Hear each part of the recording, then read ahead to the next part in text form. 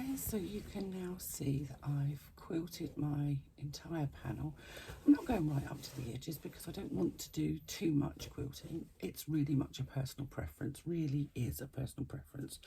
But this is all pretty much held together, and you can see it works okay from the other side.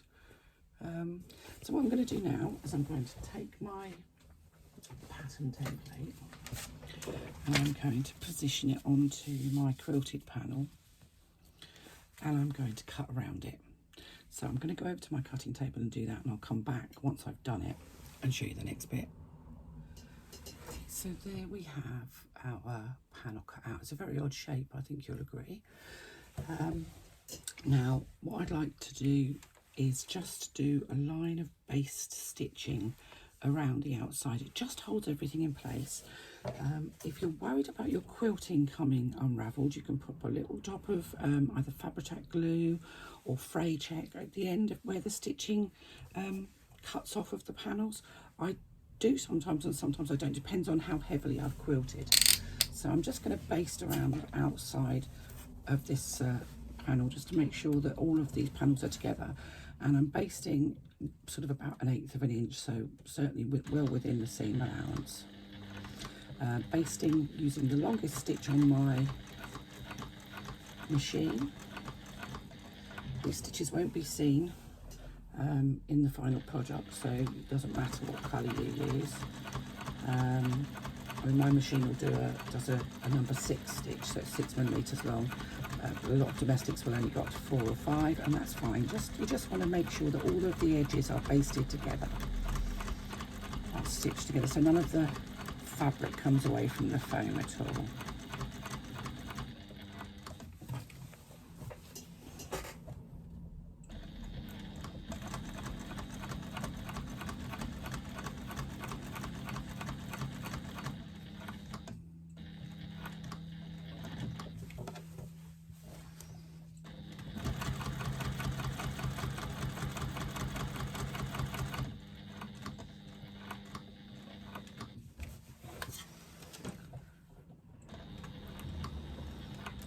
So why quilt all of this?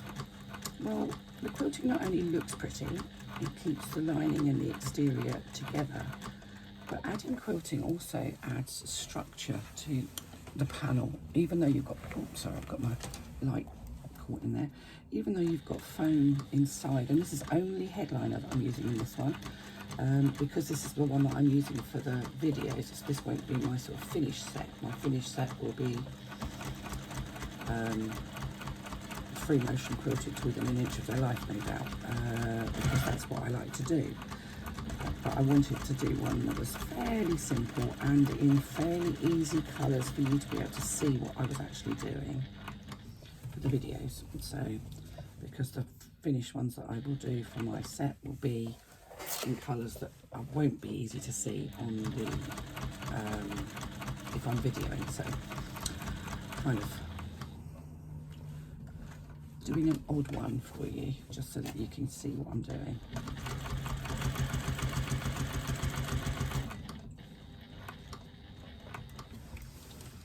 I know I said the stitching won't be seen, but do make sure that you keep it fairly tidy, because if you start to go out of that sort of 1/8 of an inch seam allowance, then the stitching will actually be seen because it will be within, what is that? Oh, it's my light. Okay, so I've stitched all the way around the outside at 1/8 of an inch seam allowance, and that just joins all of the panels to put together. So now we get to the bit that most people will find petrifying.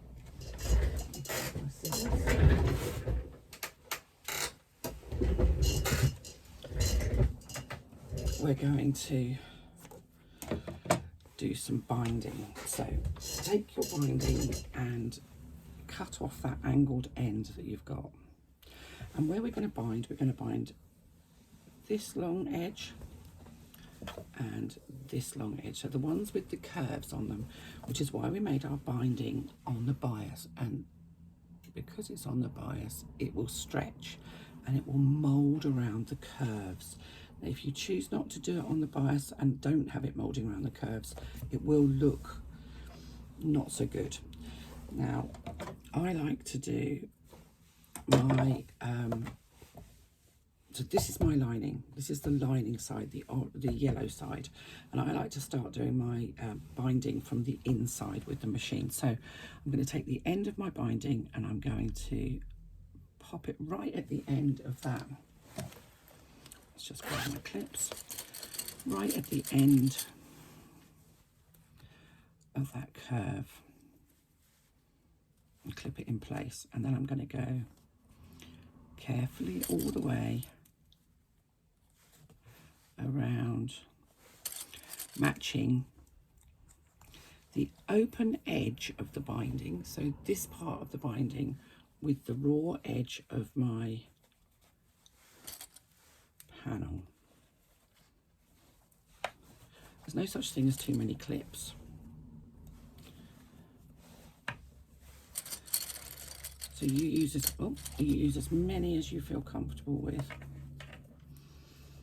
You could pin this if you really wanted to. I don't generally use pins.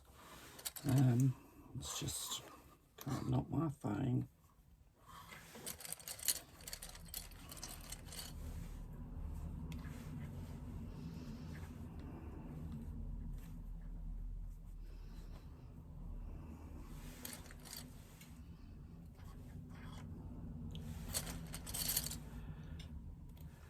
Especially around the curves, it's really important that you get that perfect. So I don't cut off a piece, I just do it from the end of my piece of binding and then trim it off afterwards. Otherwise it tends to be wasteful. So you can see there that I've attached my binding and I've matched up the raw edges. So what I've got is the raw edge of the binding, the open raw edge of the binding next door to the raw edge of my panel. Now I'm going to reduce my stitch length back down to 3. So we're going to take this to the machine and we are going to stitch that binding in place using a 1/4 inch seam allowance.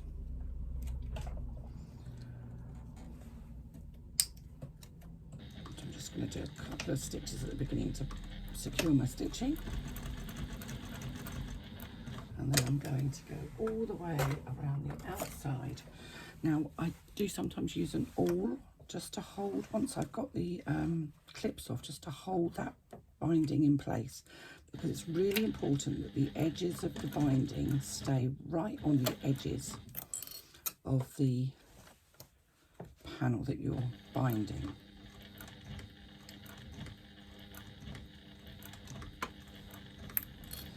This isn't a speed thing.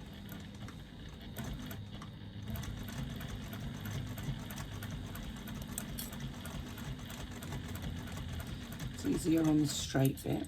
When you go around the curve, that's when it's most likely to kind of slightly pull away from the edges. And it's important that you use a 1/4 inch seam allowance. If you deviate from that, what you'll end up with is binding that doesn't fit. The binding has been calculated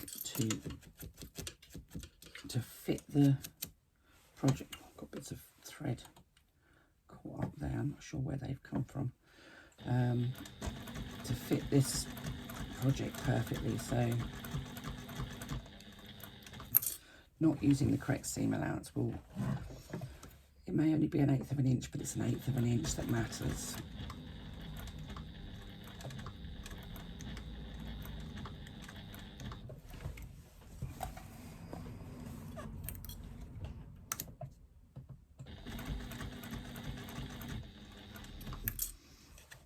You may find as you sew this stretches a little bit, but try not to pull the binding.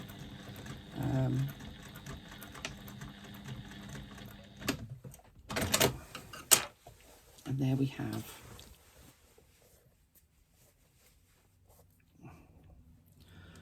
our binding. Where have these bits of thread come from, I wonder? I picked them up from off the table, I think, I don't know.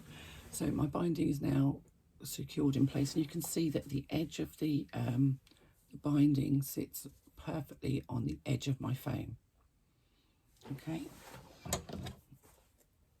let's just get rid of the thread ends. So what we're going to do is we're going to take this binding and we're going to pull it over to the other side. So we're going to pull it away from the stitching and you're going to ease it around the curves. So make sure that you push the edge right in and fold that binding around the curve and clip it in place. Now, it's worth taking your time doing this because it means that your binding will be nice and even and you won't have any wrinkles. Now, the reason that we did our binding on the bias is because we were going round these curves. And if you do bias, if you make binding that isn't cut on the bias, I'm sorry, I'm gonna have to put this down on the table. I can't do it waving about in the air very easily. If you make bias that isn't, or if you make binding that isn't cut on the bias, it will work for a straight edge. So it would work if you were just going to be another bit of thread. I don't know where these threads have come from. If you're just going to be doing this straight edge, it wouldn't matter. But because you've got those curves, you really do need to make sure that you use bias cut binding. Now, when you're making binding, consider the fact that you're only going to have a very narrow strip showing. Using a very large print, you lose all of the print as you're making this because you've only literally got very little of it actually showing. So don't waste very large prints on this. Smaller prints, or if you're really bold, stripes, but it is a nerve-wracking thing to use a stripe for binding. It looks fabulous once it's done.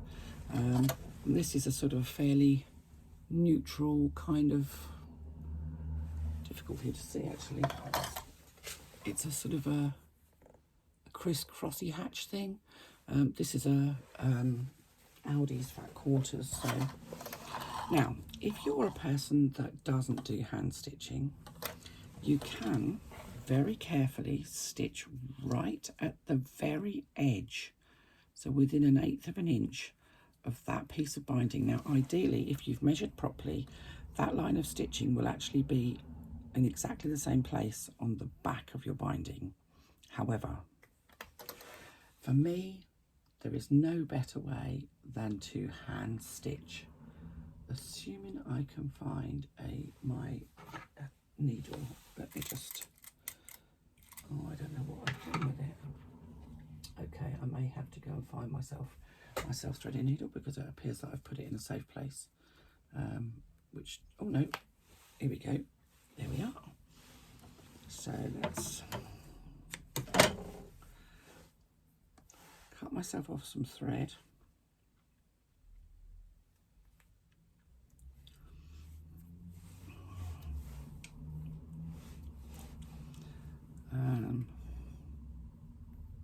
A knot in one end.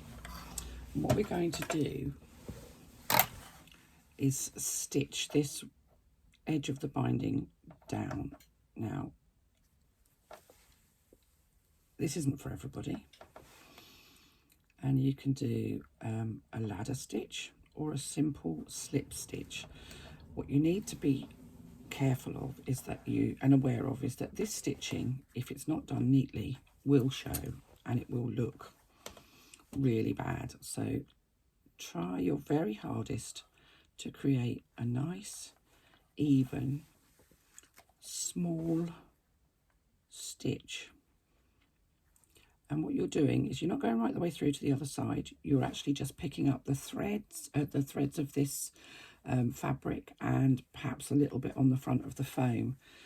So you're not having to put your needle right the way through and go through to the other side. You're just picking up the fabric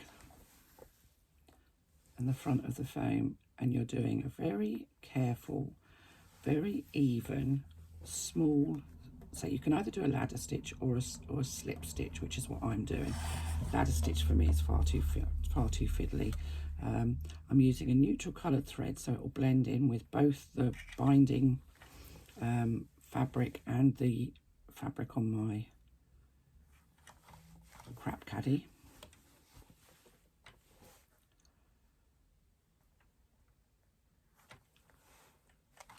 I'm kind of hoping you can see this. Let me just see if I can.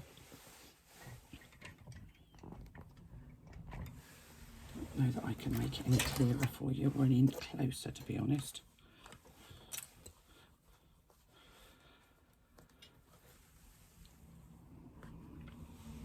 So I'm going in through the backing fabric and the padding and out and up through the binding. So I'm just attaching the binding on this side only to my project.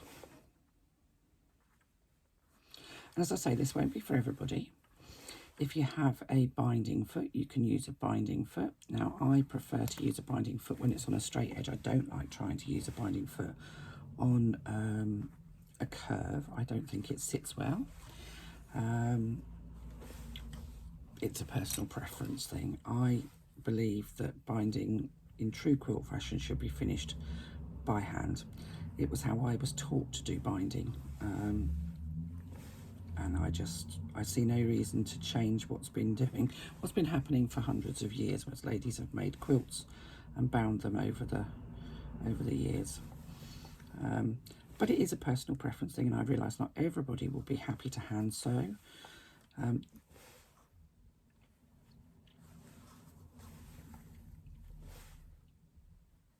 You kind of get into a rhythm as you're stitching.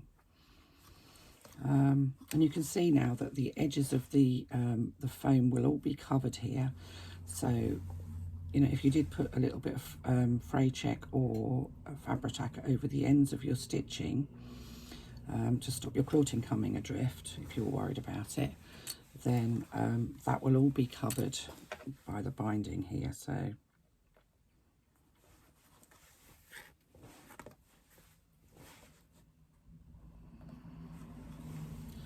I guess my stitches are probably, they're more than an eighth, but they're probably less than a quarter, so maybe 3/16 of an inch, I guess, which is sufficient for this. If you do them too big, then you just get gapes on the inside. But the idea is that you're stitching your binding on and it doesn't show that you've stitched it. So the stitches need to be small enough and tidy enough that they just kind of vanish. And this is where using a slightly patterned fabric for your binding is helpful. If you use a totally plain fabric, then sometimes unless you're using an absolutely perfectly matched thread, sometimes your tiny hand stitching can show. I mean, some people like to machine stitch binding. I just don't. I just think it's traditionally done by hand this way. But it is a personal preference, and I know not everybody will want to hand stitch. So whilst you're listening to me waffle, and I'm sure I can hear several of you going, oh no, I can't do that. You absolutely can. Please don't worry.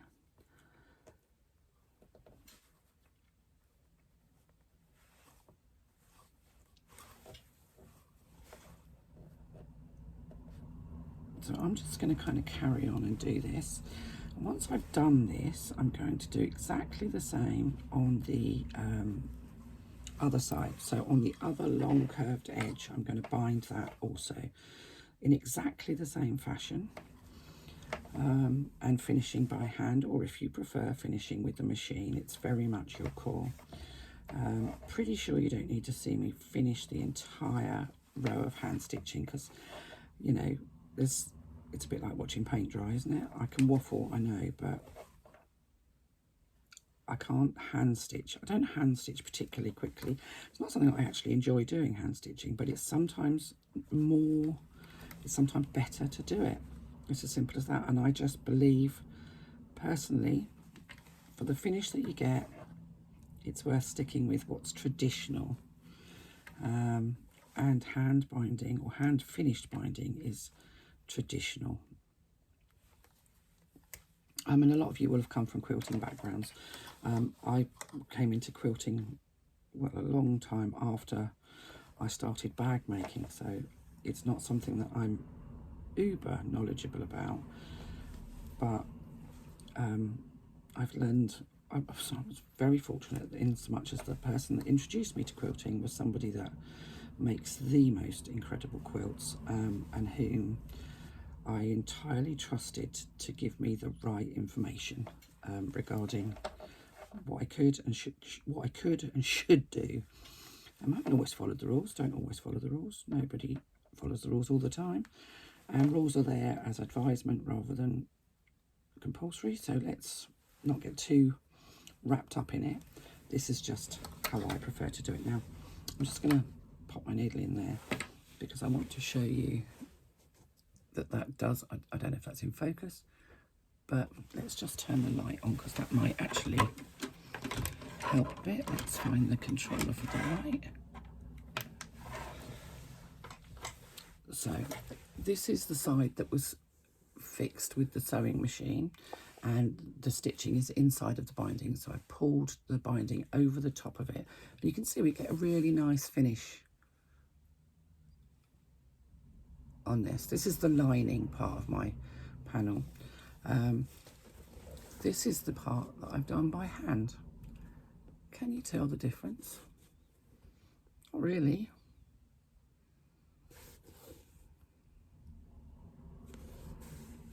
There's no obvious line of stitching around the binding, and that's the difference between doing machine fitted binding and hand finished binding, and I just think this looks really cool.